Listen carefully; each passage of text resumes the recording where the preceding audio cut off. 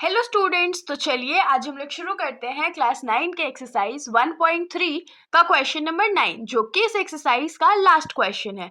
तो हमारा क्वेश्चन है classify the following numbers as rational और इरैशनल।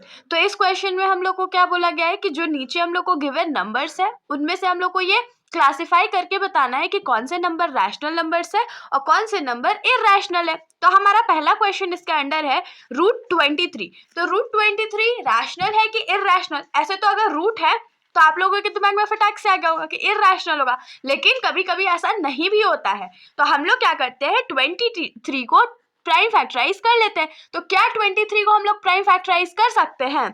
तो नहीं, हम लोग 23 को प्राइम फैक्टराइज नहीं कर सकते हैं, इसीलिए √23 जो है वो इरैशनल हो जाएगा। तो यहाँ पर हम लोग इसको लिख देंगे इरैशनल नंबर। सेकेंड हमारा क्वेश्चन है √225। तो √225 को थोड़ा सा हम लोग क्या करते हैं, प्राइम फैक्टराइज कर लेते हैं। तो 225 है तो इसको सबसे पहले 5 के टेबल में लेंगे, तो 5 4 जा और 5 जा, फिर ये 3 के टेबल में कितने टाइम्स में जाएगा, तो 5 1 जा और ये 15 टाइम्स में, फिर ये 3 के टेबल में 5 बार में।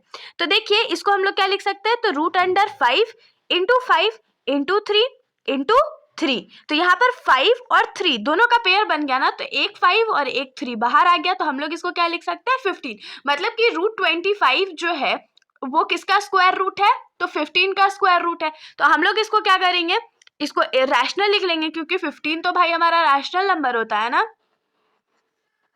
तो यहाँ पर 15 का स्क्वायर क्या हो जाएगा, 225। अब हम लोग आ जाते हैं थर्ड क्वेश्चन पे। तो हमारा थर्ड क्वेश्चन क्या है, 0.3796। तो 0.3796 को हम लोग क्या लिख सकते हैं, 3796 बाई 1000 लिख सकते हैं ना। तो ये तो हमारा रैशनल नंबर हो गया, तो इसको तो हम लोग डायरेक्टली रैशनल नंबर लिख सकते हैं।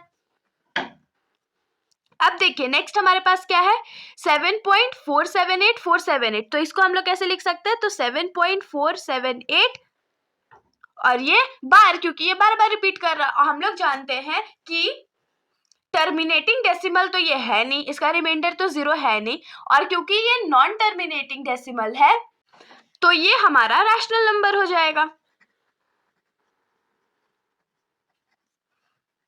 उसके बाद है 1.1010010001 और ऐसे करके ये एक पैटर्न बना रहा है ना। तो मैंने पिछले क्वेश्चन में ही आप लोगों को बताया था कि कोई डेसिमल जब एक पैटर्न फॉर्म करने लगे तो वो हमेशा इरैशनल नंबर होता है। तो इसको हम लोग डायरेक्टली क्या लिख सकते हैं, तो इरैशनल नंबर।